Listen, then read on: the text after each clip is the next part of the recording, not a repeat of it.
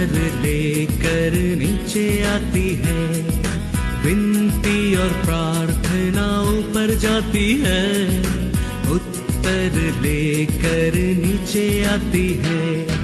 प्रभु हमारा कितना महान, देखो हमसे करता है प्यार। प्रभु हमारा कितना महान, देखो हमसे करता है प्यार। हालेलू हालेलूया, हालेलू हालेलूया। स्तुति आराधना ऊपर जाती है, आशीष लेकर नीचे आती है। स्तुति आराधना ऊपर जाती है, आशीष लेकर नीचे आती है। प्रभु हमारा कितना महान, देखो हमसे करता है प्यार। प्रभु हमारा कितना महान, देखो हमसे करता है प्यार। हालेलू हालेलूया, हालेलू हालेलूया।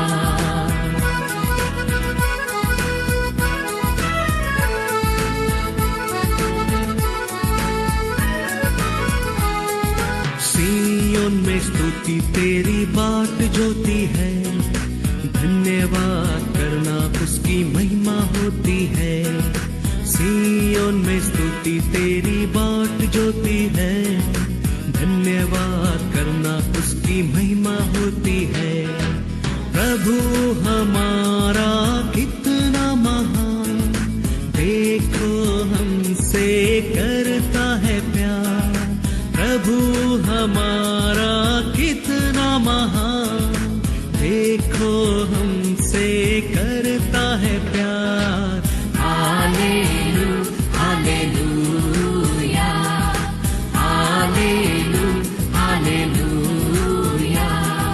स्तुति आराधना ऊपर जाती है, आशीष लेकर नीचे आती है। स्तुति आराधना ऊपर जाती है, आशीष लेकर नीचे आती है। प्रभु हमारा कितना महान, देखो हमसे करता है प्यार। प्रभु हमारा कितना महान, देखो हमसे करता है प्यार। हालेलू hallelujah, हालेलू hallelujah, हालेलू hallelujah, हालेलू hallelujah.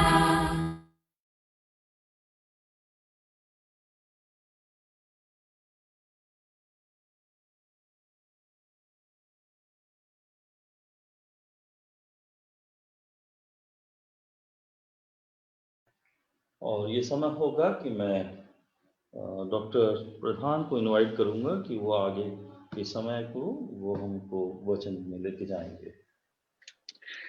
Hallelujah. फिर से एक बार प्रेज द लॉर्ड, फिर से एक बार मैं आप सबका धन्यवाद कहता हूं, क्योंकि ये जो आप रोज सुबह में इतनी सुबह में 5:30 से 6:30 रोज आप मिलके जो प्रार्थना में समय बिताते हैं, बहुत ही मूल्यवान है। मुझे आशा है कि मेरी हिंदी उतनी साफ नहीं है, हैदराबाद आके थोड़ी हैदराबादी हो गई है, तो मुझे आशा है कि आपको समझने में कुछ मुश्किल नहीं है। Thank you. जब हम कल हम यहोवा के डर के बारे में या यहोवा के भय के बारे में बात कर रहे थे, एक मेरे मन में एक कन्विक्शन है कि जब हम हमारे मन में परमेश्वर का भय डेवलप कर लेते हैं, हमें किसी भी चीज के पीछे जाने की जरूरत नहीं पड़ेगी। हम बहुत बार प्रार्थना करते रहते हैं कि प्रभु हमें ये चाहिए, वो चाहिए, ये देना, वो हमारे लिए करो, ये मुश्किलें हैं, वो है। अब बहुत कुछ बातें हम हमारे प्रभु से करते रहते हैं। लेकिन अगर हमारे दिल में हमने परमेश्वर का भय डेवलप कर लिया, सीख लिया, तो बहुत सारे चीजों के बारे में पूछने की जरूरत ही नहीं पड़ेगी, वो सब हमारे पीछे आएगी। मैंने खुद मेरी जिंदगी में ये अनुभव किया है कि जैसे मैंने परमेश्वर का डर सीखना चालू किया, सिखाना चालू किया, हमारे जीवन में मैंने बहुत सारे बदलाव देखे। और मुझे आशा है कि जैसे जैसे आज हम आगे बढ़ेंगे, आप भी आपके जीवन में, आपके जिंदगी में बहुत सारे आशीषें पाएंगे। परमेश्वर की आप कृपा का आप आपके जीवन में अनुभव करेंगे। भजन संहिता 34वां अध्याय 7 से 11 वचन। यहाँ पे दावीद कहता है कि उसने किस तरह से परमेश्वर के भय को जाना और कैसे उसने क्या जाना उसके बारे में। 7वां वचन, यहोवा के डरवैये के चारों ओर उसका दूत छावनी किए उनको बचाता है। यानी कि दूतों के लिए पूछने की भी जरूरत नहीं होती है। अगर तुम्हारे दिल में यहोवा का डर है, तो उनके दूत जो है अपने आप छावनी बिठाकर तुम्हारे चारों तरफ से तुम्हारा बचाव करेंगे। परख कर देखो कि यहोवा कैसा भला है। तुम कैसे परख कर देखोगे? उसका भय तुम्हारे मन में लाके। क्या ही धन्य है वह पुरुष जो उसकी शरण लेता है। हे यहोवा के पवित्र लोगों, उसका भय मानो, क्योंकि उसके डरवैये को किसी बात की घटी नहीं होती। किसी भी बात की घटी नहीं होती, यानी कि तुम्हारे जीवन में कुछ भी कम नहीं पड़ेगा। बहुत बार हम हमारा जीवन जो कमी में जीते हैं, हम बहुत बार सोचते हैं कि ये होगा तो अच्छा होगा, मैंने ये पा लिया तो अच्छा होगा। लेकिन बाइबल कहता है ना, ओवरफ्लो नहीं होता है हमारे जिंदगी में। वहां पे अगर उस स्थान पे जाना है और आपके जीवन में ओवरफ्लो अगर आपको अनुभव करना है, तो आपके जीवन में परमेश्वर का डर होना बहुत जरूरी है। हम डरते नहीं है बहुत बात परमेश्वर से। हम सोचते क्या होगा, कुछ भी नहीं होगा, कर लेंगे कुछ भी, जी लेंगे कैसे भी, सोच लेंगे कैसे भी, देख लेंगे कुछ भी नहीं करेगा।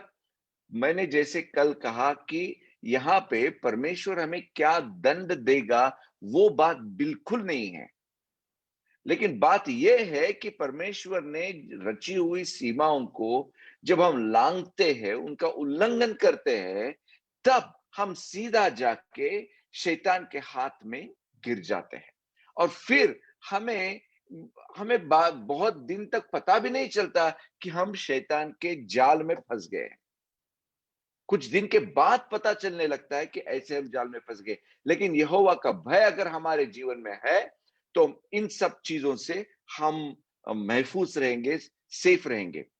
जवान सिंहों को तो घटी होती है और वे भूखे रह जाते हैं, परंतु यहोवा के खोजियों को किसी बली वस्तु की घटी न होएगी। और अब सुनिए दावीद क्या कहता है, हे लड़कों, आओ मेरी सुनो, मैं तुमको यहोवा का भय मानना सिखाऊंगा। ये एक बहुत ही महत्वपूर्ण चीज यहां पे उसने कही है कि मैं तुम्हें यहोवा का भय मानना सिखाऊंगा। यहोवा का भय हम ऐसे वैसे पकड़ते नहीं है, हमें सीखना पड़ता है। हम सिर्फ प्रार्थना करके यहोवा का भय हमारे दिल में नहीं रहेगा, हमें यहोवा का डर सीखना पड़ता है। और डर सीखने के बाद वो डर लोगों को सिखाना हमारी जिम्मेदारी है। तो आइए देखते हैं कुछ बातों को कि यहोवा का डर सीखना उसका मतलब क्या है।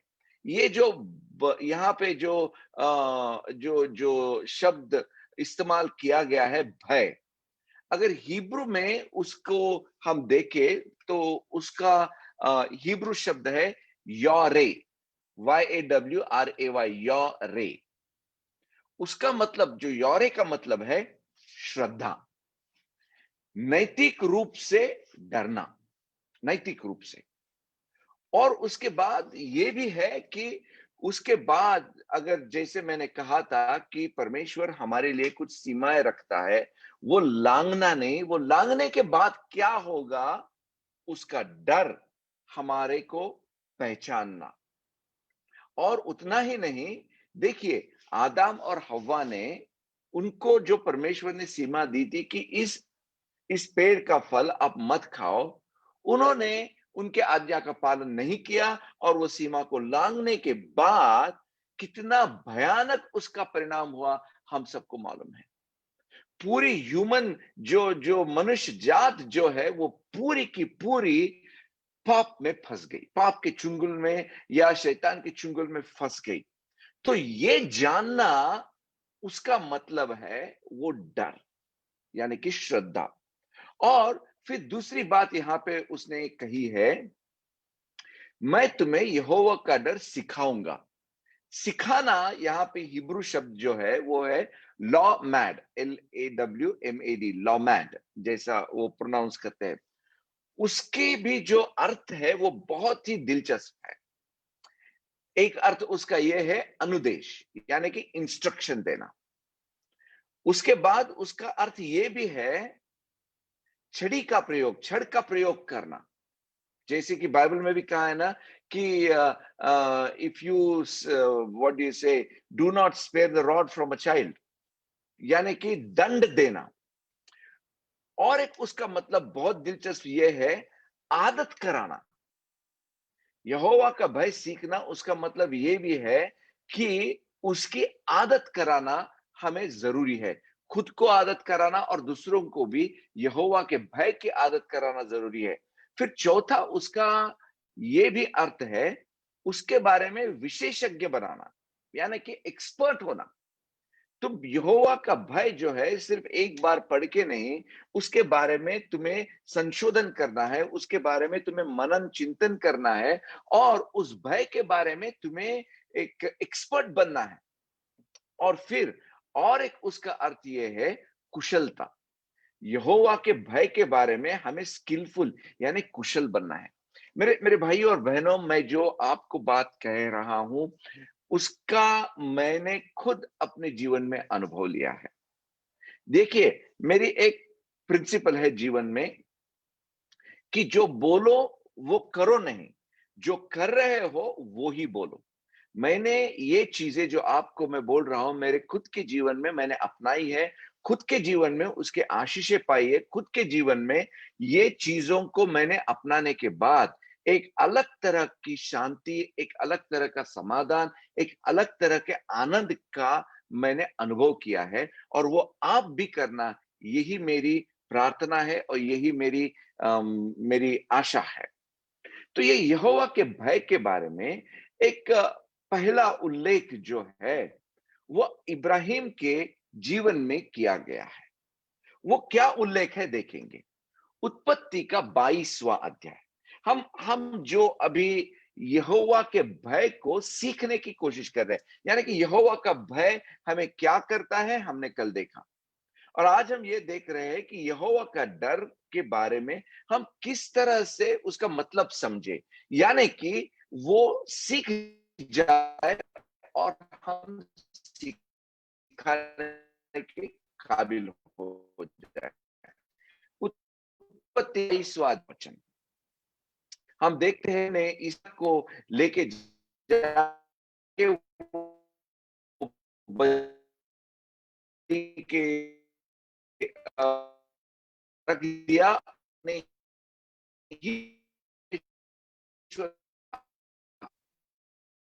उसने बढ़ा क्यों?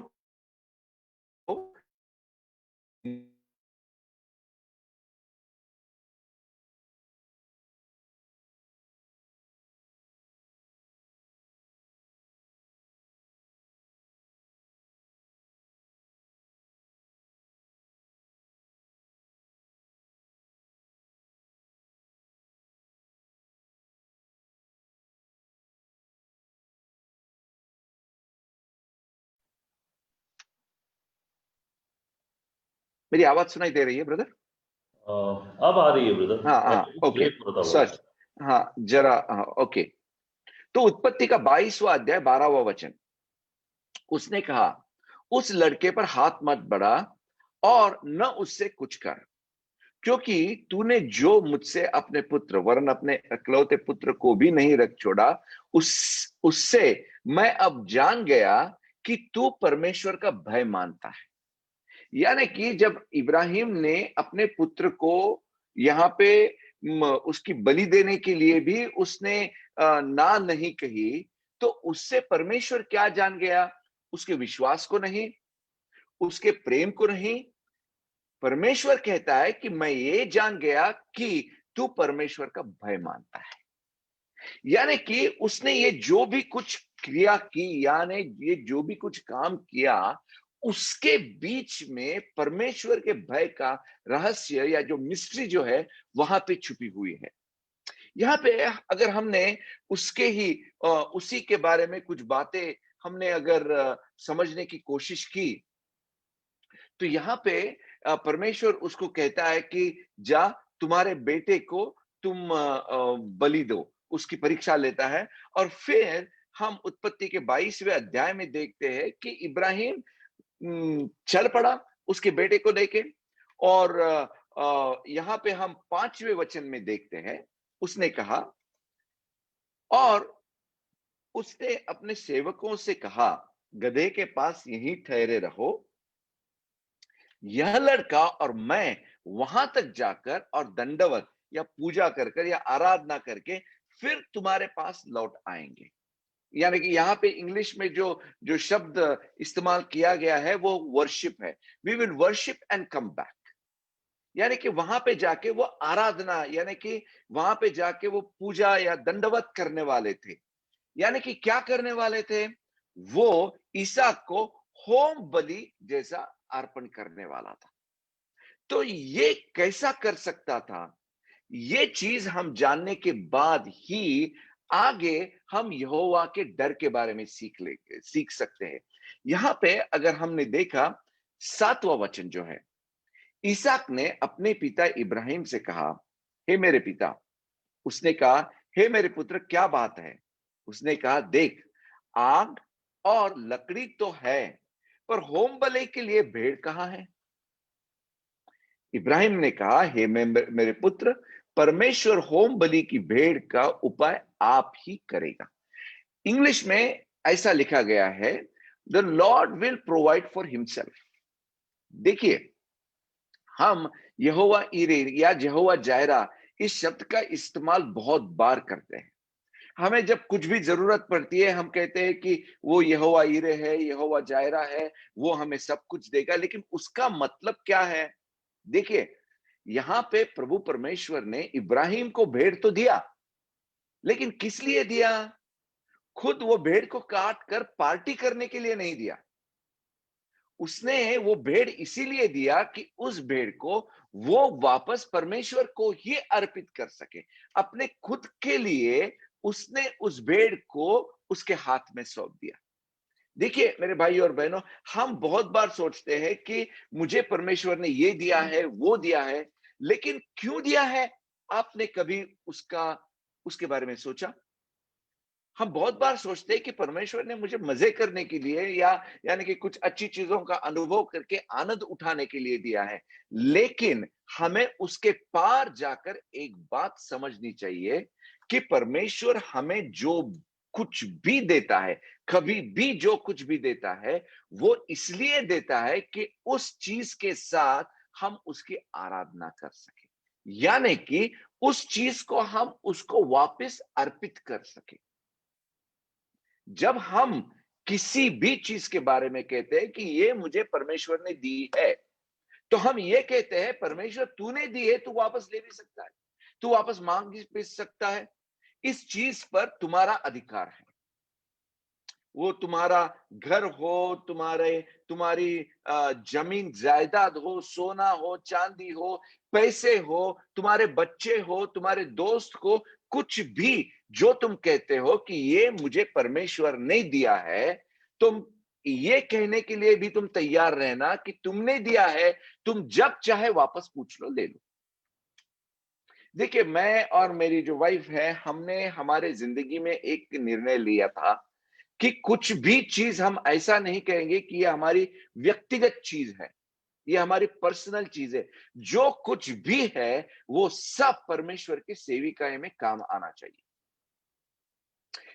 बहुत बार ऐसा भी हुआ है कि परमेश्वर ने कहा कि चलो, तुम्हारे पास जितने भी पैसे हैं, तुम्हारे घर पे जितने पैसे हैं, बैंक में पैसे हैं, वो सब निकाल के मेरी सेविकाएं में दे दो। हमने दे दिए। एक बार नहीं, एक से ज्यादा बार ऐसा हुआ है। वो वो क्यों दे सके हम? क्योंकि हमें एक पक्का पता था कि जो कुछ भी हमारे पास है वो हमारा नहीं है, वो खुदा का है। उसने दिया है, वो कभी भी ले सकता है।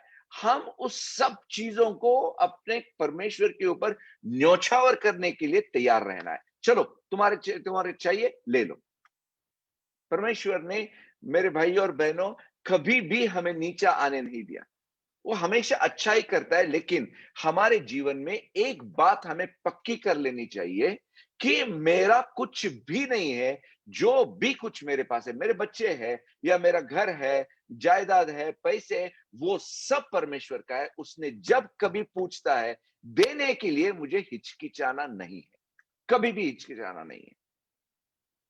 जब ये समझ तुम्हारे मन में आती है, तब आप परमेश्वर की आराधना करने के लिए तैयार होते हैं। एक बात बोलता हूं मेरे भाई और बहनों, परमेश्वर तुमसे उसने जो चीज नहीं दी है वो कभी भी नहीं मांगेगा। फिर से एक बार मैं दोहराता हूं, परमेश्वर ने जो चीज तुम्हें नहीं दी है वो तुम्हें कभी भी नहीं मांगेगा। जो उसने दी है उसी चीज को वो वापस मांगेगा। तुम्हारे जो जो कहते हैं ना, मेरी मेहनत की कमाई है, तुम्हारे मेहनत की कमाई के बारे में परमेश्वर को कुछ भी इंटरेस्ट नहीं है। तुम्हारी मेहनत की कमाई तुम खुद के पास रख लो। जो तुम सोचते हो कि ये मुझे परमेश्वर ने दिया है, मैंने ये परमेश्वर से पाया है, मेरे मेहनत से नहीं, परमेश्वर से पाया है, परमेश्वर से मैंने भेंट पाई है, परमेश्वर की कृपा के द्वारा पाया है, उसी चीज के साथ तुम परमेश्वर की आराधना कर सकते हो। यहां पे परमेश्वर एक चीज जानना चाहता था कि इब्राहिम जो है वो इसहाक के बारे में क्या सोचता है। इसहाक को उसने कैसे पाया है? खुद के बल के ऊपर पाया है, या अभी भी इब्राहिम समझता है कि ये सिर्फ परमेश्वर की एक कृपा या भेंट है? जब अगर अगर इब्राहिम समझता था कि ये मैंने मेरे ताकत से मैंने इसहाक को पाया है, तो वो वापस कभी भी नहीं देता था। देखिए, परमेश्वर ने इस्माइल को नहीं मांगा, सिर्फ इसहाक को मांगा, क्योंकि इसहाक को परमेश्वर ने दिया था। जो उसने दिया था वो उसने वापस मांगा। ये अपना इब्राहिम वो वापस देने के लिए तैयार था। उसी को कहते हैं आराधना करना। हम बहुत बार गाने गाते हैं, कभी कभी रो के गाने गाते हैं और सोचते हैं हम आराधना करते हैं। वो आराधना नहीं है, वो सब सिर्फ स्तुति है। आराधना तब होती है जब आपने, परमेश्वर ने आपको जो कुछ दिया है वो उसके सामने वापस लेके आते हैं और कहते हैं, प्रभु तुम्हारी इच्छा इसके बारे में पूरी हो जाए। एक बार सोचिए मेरे भाई और बहनों, तुम सोचते हो कि तुम्हारे पास जो पैसे हैं वो परमेश्वर ने दिए हैं। Praise the Lord. अगर कल परमेश्वर कहता है कि तुम्हारे सब पैसे चलो मेरे कामों के लिए दे दो, आप तैयार है या नहीं है? अगर आप तैयार है तो उसका मतलब यह है कि आप उसकी आराधना या आप उसकी पूजा या आप उसको दंडवत करने के लिए सही में तैयार हैं। जब तक आप सोचते, एक बार मुझे याद है कि तब मेरी जो इनकम थी, मेरी जो सैलरी थी, सिर्फ 2,000 रुपए थी। मेरे घर का भाड़ा था 2,500 रुपए।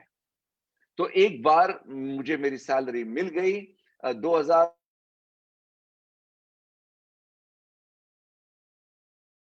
फिर मैं घर को आने के बाद, तुम्हारी ये जो 2,000 रुपए है उसमें से 30% तुम चर्च में दे दो।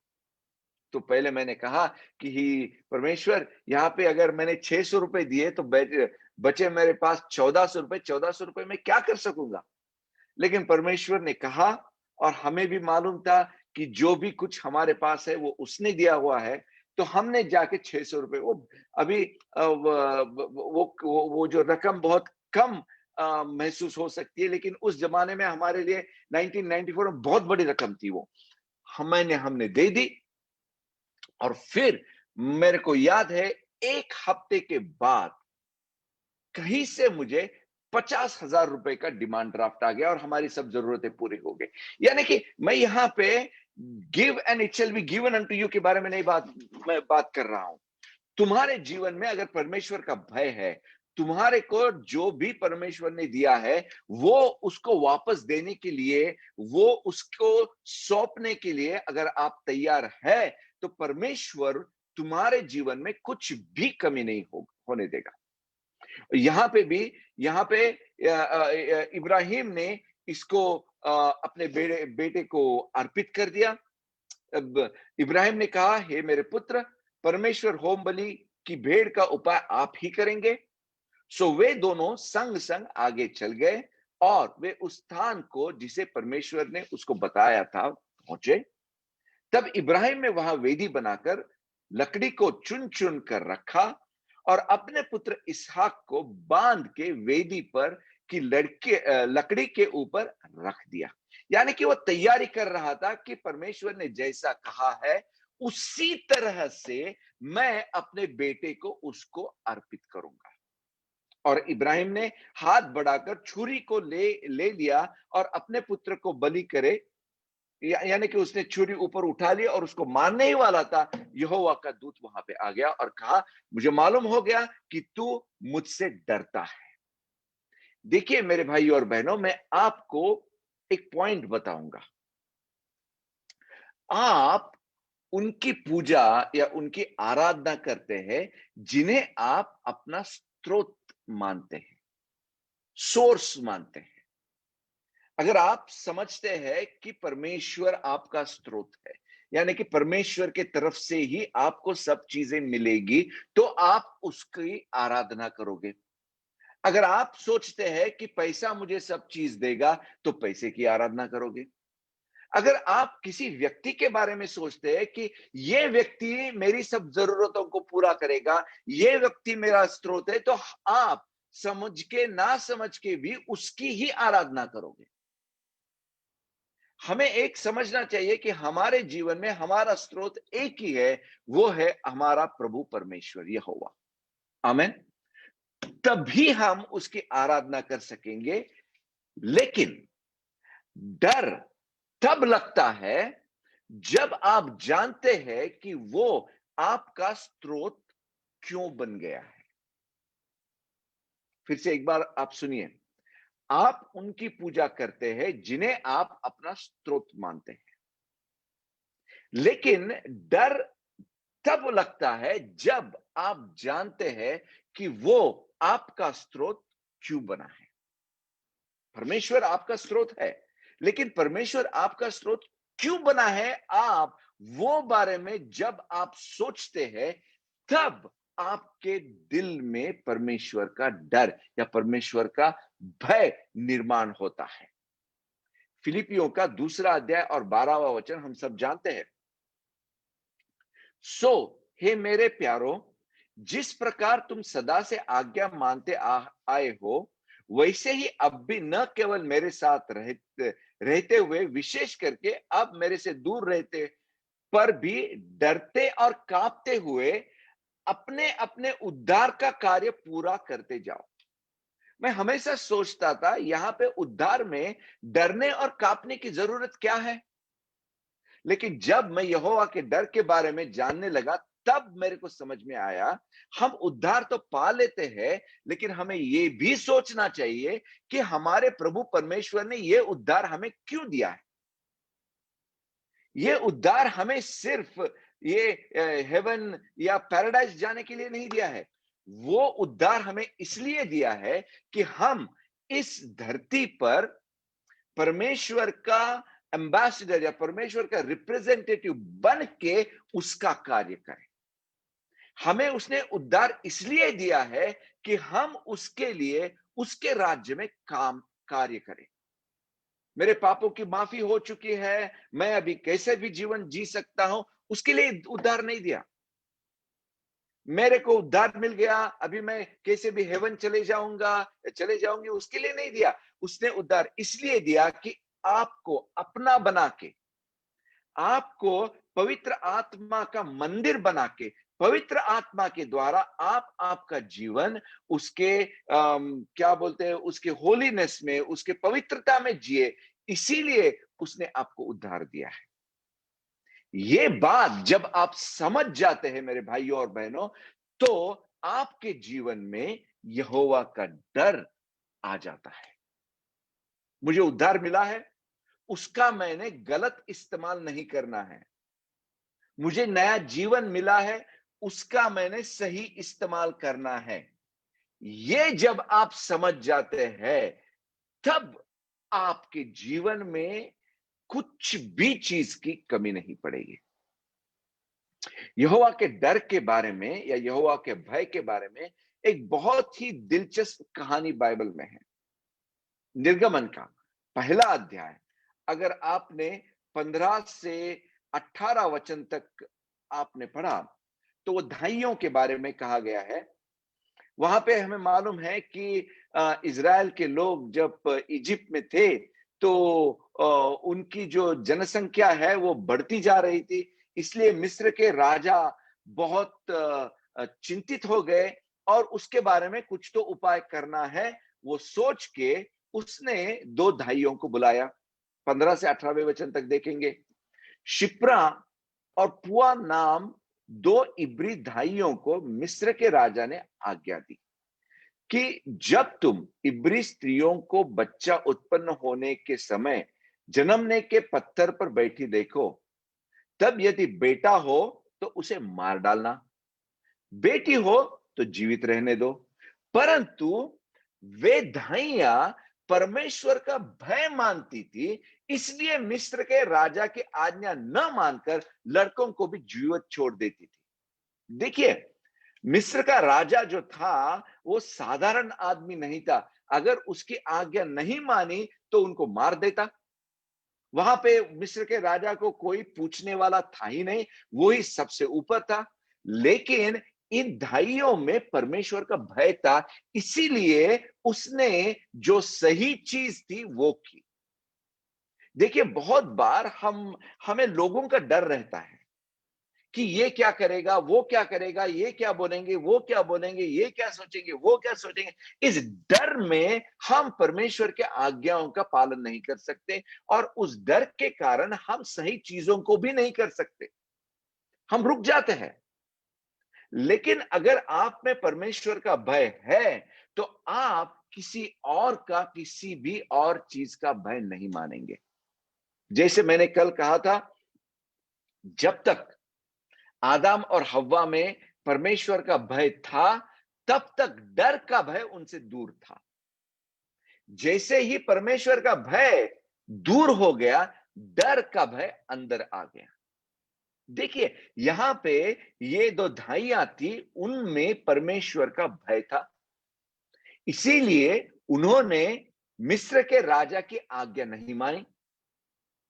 और यहां पे हम कहते हैं, तब मिस्र के राजा ने उनको बुलाकर पूछा, तुम जो लड़कों को जीवित छोड़ देती हो, ऐसा क्यों करती हो? देखिए, यहां पे भी हम देखते हैं कि वो दोनों मिस्र के राजा से नहीं डरे।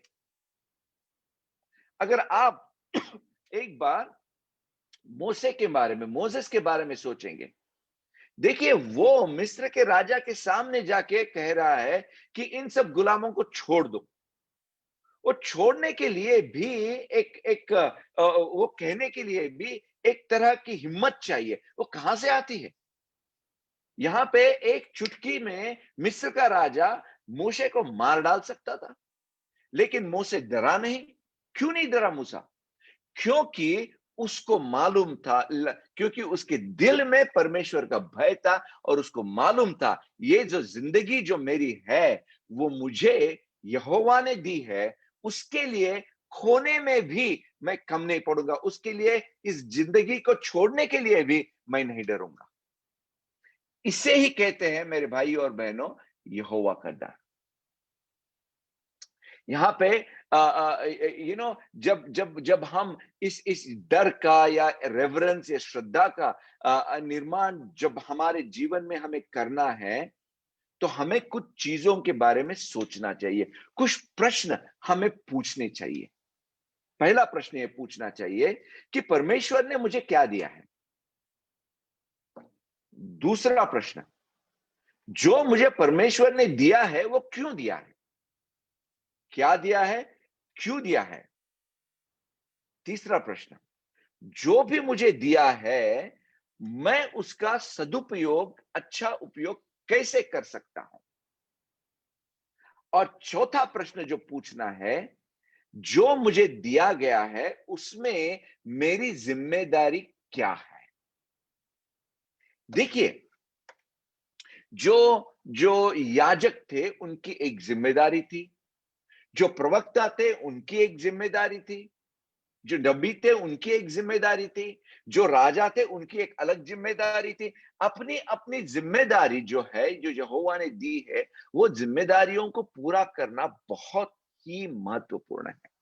यहां पे भाइयों को मालूम था कि उनकी जिम्मेदारी क्या है, यहोवा ने उनको धाइयां क्यों बनाया है, उनकी जिम्मेदारी क्या है, और उस जिम्मेदारियों को वो बहुत ही अच्छी तरह से निभाने की कोशिश कर रहे थे, यहोवा के डर में रहकर। और फिर हम देखते हैं निर्गमन का पहला अध्याय 20 और 21वां वचन। उन्होंने जो किया उसके बारे में कहा है, इसलिए परमेश्वर ने धाइयों के साथ भलाई की, क्योंकि क्योंकि उनमें परमेश्वर का भय था, और उसने जो काम किया वो परमेश्वर के भय के द्वारा और भय के थ्रू ही किया। इसलिए परमेश्वर ने धाइयों के साथ भलाई की और वे लोग बढ़कर बहुत सामर्थी हो गए। और धाइयां इसलिए कि वे परमेश्वर का भय मानती थी, उसने यानी यहोवा ने, परमेश्वर ने उनके घर बसाए। क्यों बसाए? क्योंकि वो परमेश्वर का भय मानती थी। देखिए मेरे भाई और बहनों, यहां पे अगर ये लोगों ने परमेश्वर का भय न मानते हुए मिस्र के राजा के आज्ञा का पालन किया था, करते थे, तो परमेश्वर उनका घर नहीं बसाता था। आपका घर अगर परमेश्वर बसाना ये आपकी इच्छा है, तो आपको आपके जीवन में परमेश्वर के भय को मानना चाहिए। इतना ही नहीं, अभी अभी हमने देखा है कि परमेश्वर का भय मानने के बाद परमेश्वर ने उनके साथ क्या किया, इब्राहिम के साथ क्या किया, वो अगर आप देखेंगे तो आप भी आश्चर्यचकित हो जाएंगे। उत्पत्ति का 22वां अध्याय 13 से 18 वचन। यहां पे हम देखते हैं कि परमेश्वर का दूत आके कहता है कि उस इसहाक को कुछ भी मत कर, मैं जान गया हूं कि तुम्हारे मन में परमेश्वर का भय है। 13वां वचन, तब इब्राहिम ने आंखें उठाई और क्या देखा कि उसके पीछे एक मेढ़ा अपने सींगों से एक झाड़ी में बंधा हुआ है। देखिए, उसने आंखें ऊपर उठाई और उसको क्या दिखाई दिया कि उसके पीछे क्या है। फिर से एक बार सोचिए, आंखें ऊपर उठाई और उसके पीछे एक मेढ़ा था, उसको दिखाई दिया। वो मेढ़ा पहले भी वहीं पे था, लेकिन उसको वो देख नहीं सका था। जब उसने इसहाक को, जो वो समझ गया था कि वो परमेश्वर की देन है, परमेश्वर के पर्पस के लिए, परमेश्वर की योजनाओं के लिए उसको वो अर्पित करने के लिए तैयार हो गया, तब उसकी आंखें खुल गई। तब तक वो जो नहीं देख सकता था वो देखने लगा। देखिए, जब तुम्हारे जीवन में परमेश्वर का भय होता है, तब तुम्हारी आत्मा की आंखें, मन की आंखें खुल जाती है, और जो आप नॉर्मली नहीं देख सकते हो, तुम्हारी खुली आंखों से तुम जो नहीं देख सकते हो, वो आप आपके आत्मा के आंखों से देखना चालू करोगे। यहां पे इब्राहिम ने आंखें उठाई और क्या देखा कि उसके पीछे पीछे क्या है, हम पीछे देख नहीं सकते हैं, लेकिन यहाँ पे परमेश्वर का भय जो उसके अंदर था, उसके द्वारा वो वो उसके पीछे क्या है जो आंखों से नहीं देख सकते, वो भी देख सकता था। मेढ़ा अपने सींगों में से एक झाड़ी में बंजा हुआ है। सो इब्राहिम ने जाके उस मेढ़े को लिया और अपने पुत्र के संति होम बलि करके चढ़ाया, और इब्राहिम ने उस स्थान का नाम यहोवा ईरे रखा। उसके अनुसार आज तक भी कहा जाता है यहोवा के पहाड़ पर उपाय किया जाएगा। यहोवा के पहाड़ पर क्या हुआ था? यहोवा के पहाड़ पर इब्राहिम का यहोवा के प्रति जो भय है वो देखा गया था, और वहीं पे कहते हैं कि हमें हर एक समस्या का उपाय मिलेगा। फिर यहोवा के दूत ने दूसरी बार स्वर्ग से इब्राहिम को पुकार के कहा, यहोवा की यह वाणी है कि मैं अपनी ही शपथ खाता हूं। देखिए, अब तक परमेश्वर ने ऐसा नहीं कहा था कि मैं शपथ खाता हूं। उसने सिर्फ उसको कहा था कि मैं ये करूंगा, मैं वो करूंगा, लेकिन यहां पे कहता है मैं अपनी ही शपथ खाता हूं कि तूने जो यह काम किया कि अपने पुत्र वरन अपने इकलौते पुत्र को भी नहीं रख छोड़ा, इस कारण मैं निश्चय तुझे आशीष दूंगा, और निश्चय तेरे वंश को आकाश के तारांगन और समुद्र के तीर की बालू के किनकों के समान अनगिनत करूंगा, और तेरा वंश और शत्रुओं के नगरों का अधिकारी होगा, और पृथ्वी की सारी जातियां अपने को तेरे वंश के कारण धन्य मानेगी, क्योंकि तूने मेरी बात मानी है। देखिए, जब इब्राहिम ने अपने जीवन में परमेश्वर का भय उसने एक्सप्रेस किया या उसने डेमोन्स्ट्रेट किया, उसने दिखाया, खुदा ने, परमेश्वर ने खुद देखा कि उसमें मेरा भय है, यहां से उसका जीवन एक अलग तरीके से हो गया। मेरे भाई और बहनों, उस तभी परमेश्वर ने खुद की शपथ खाते हुए उसको ये सब चीजें कही। आपके जीवन में भी अगर आप परमेश्वर का भय सीखने के लिए तैयार है, सीखते हैं, अपनाते हैं और सिखाते भी है, तब आपको भी परमेश्वर कहता है निश्चय तुझे आशीष दूंगा। निश्चय तुम्हारे जीवन में कुछ भी कम नहीं पड़ेगा। निश्चय ही मैं तुम्हारा घर बसाऊंगा। तुम्हारे तुम्हारे तुम्हारे चारों तरफ परमेश्वर के दूत छावनी लगा के तुम्हारी रक्षा करेंगे। मेरे भाइयों और बहनों, परमेश्वर के भय को सीखो और सिखाओ और जीवन में अपनाओ। God bless you. Thank you very much. Thank you very much doctor thank you. प्रधान। मैं आपको बहुत बहुत धन्यवाद देता हूँ, इतने सुंदर और इतनी गूढ़ बातों को आपने जो समझाया है, इतनी भेद की बातों को आज हमारे सामने रखा। मैं आपको दिल से धन्यवाद देता हूँ। हर एक लोग जो आज सुने हैं, मेरा विश्वास है कि बहुत आशीषों को वो प्राप्त किए हैं। और मैं आपसे रिक्वेस्ट करूंगा, हमारे इस छोटे से ग्रुप पे आप प्रार्थना करें अभी, और इसके बाद हम लोग सभा को समाप्त करेंगे। और निरंतर आप अपनी प्रार्थनाओं में हम लोगों को याद रखें, और परमेश्वर ने चाहा तो हम लोग आगे भी आपसे वर्चुअल माध्यम जरूर से जरूर। जुड़ेंगे और इसी प्रकार से वेद की बातों और उसको सीखने पाएंगे। प्लीज एक आपसे रिक्वेस्ट है कि प्रेयर करें। हे प्रभु परमेश्वर, हम तुम्हारा धन्यवाद देते हैं इस सुबह के लिए कि जो आपने हमारे बीच में काम किया है पवित्र आत्मा के द्वारा, जो वचन को आपने हमें बताया है, इसलिए धन्यवाद देते हैं। हमारी प्रार्थना है प्रभु जी कि हम सिर्फ वचन को सुनने वाले न रहे, हम वचन को हमारे जीवन में हम उसका इस्तेमाल करें, हमारे जीवन में हम उसे लागू करें। इसलिए हम आपके मदद की प्रार्थना करते हैं।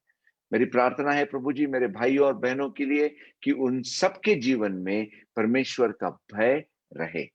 मेरी प्रार्थना है कि सब लोग यहाँ पे परमेश्वर का भय सीखे, अपने जीवन में अपनाए और लोगों को भी परमेश्वर का भय सिखाए। मेरी प्रार्थना है प्रभु जी कि मेरे भाइयों और बहनों के जीवन में जो भी जरूरतें हैं वो यीशु के नाम से पूरी हो जाए। जो भी दुष्ट आत्माएं उनके जीवन में कार्य कर रहे हैं, उनको मैं यीशु के नाम से निकाल देता हूं। और प्रभु, इन सब के जीवन में तुम्हारी आशीषें और तुम्हारी कृपा रह जाए। मेरी प्रार्थना है प्रभु जी कि हम सब लोग साथ में तुम्हारे राज्य में, तुम्हारे कलीसिया में बढ़ते रहे और तुम्हारे नाम की महिमा हमारे जीवन में हो जाए। इस आज के दिन को तुम्हारे हाथ में सौंपते हैं प्रभु, और ये इस दिन में तुम्हारी इच्छा पूरी हो जाए और तुमने हमारे लिए जो भी कुछ रखा है वो हम प्राप्त कर ले और तुम्हारे नाम की महिमा करके तुम्हारी आराधना करते हुए, पूजा करते हुए हम आगे बढ़े। यीशु के नाम से मैं प्रार्थना करता हूं, सुन और ग्रहण कर। आमीन। Thank you so much. Thank you pastor ji. Thank you. Bye. और मैं आप सबों को बताना चाहूँगा कि आज शाम की मीटिंग जो है वो 8 बजे है। हमारे साथ शाम को 8 बजे ब्रदर जय मोजेस जुड़ने वाले हैं, जो कि कटनी एमपी से हैं।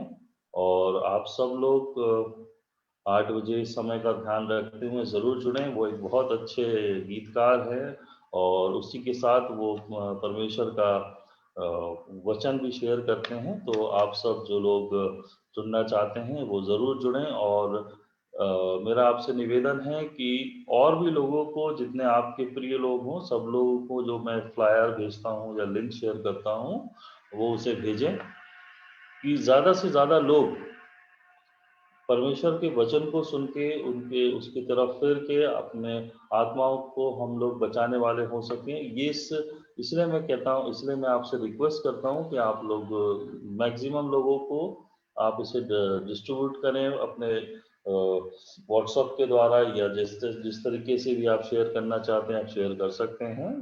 और ज़रूर 8 बजे का समय का ध्यान रखते हुए आप 8 बजे जुड़ें। और इसी के साथ मैं आज की सभा को समाप्त करता हूं। अपन कल मॉर्निंग सेशन नहीं है क्योंकि कल संडे है। और जो भी पास्टर रॉबर्ट का अगर 7:30 बजे का कल रहेगा तो मैं आपको इन्फॉर्म करूँगा, क्योंकि वो आउट ऑफ स्टेशन है, इस वजह से वो उनसे हम लोग कनेक्ट हो नहीं पा रहे हैं। तो जैसे भी जो भी अपडेट होगी वो आपको व्हाट्सएप के माध्यम से दे दी जाएगी। Thank you so much. आपका दिन शुभ हो।